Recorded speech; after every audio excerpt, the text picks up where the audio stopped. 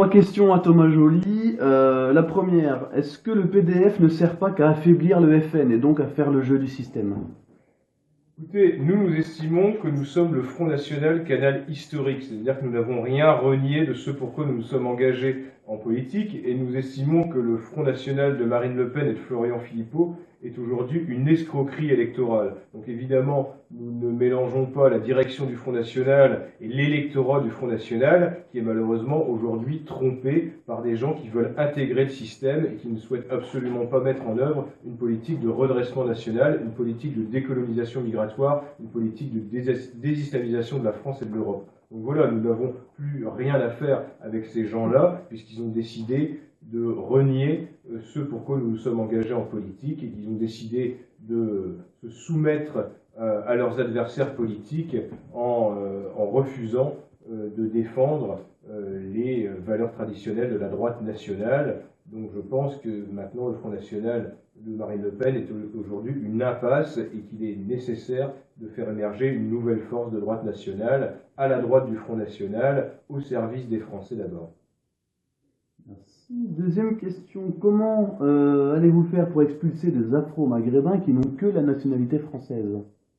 Alors, peu de gens le savent, mais la plupart des Afro-Maghrébins ne perdent jamais leur double nationalité.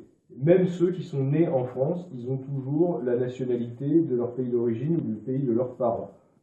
Donc nous estimons qu'il sera relativement facile de les renvoyer dans leur pays d'origine, et je ne pense pas qu'il y aura de déchirement ou de déracinement, puisque la plupart ne se sont pas intégrés, ne se sont pas assimilés à la population française, donc ils ont un mode de vie comme au pays, comme on dit, comme au bled ou comme dans la savane, ont gardé leur religion d'origine, et donc il sera d'autant plus facile pour eux de retourner sur les terres de leurs ancêtres. Donc je crois qu'il n'y aura aucun problème. De toute façon, pour la plupart, ils sont français de papier, ils sont français quand ça les arrange, et quand leur équipe nationale de leur pays d'origine joue, ils n'hésitent pas à descendre dans la rue de manière agressive et vindicative, à brûler des voitures pour marquer leur joie. Donc je pense que tous ces gens-là qui crachent sur la France à longueur de temps, pas tous, mais une grande majorité, en particulier les plus jeunes, devraient être ravis qu'on leur propose de retourner chez eux une bonne fois pour toutes.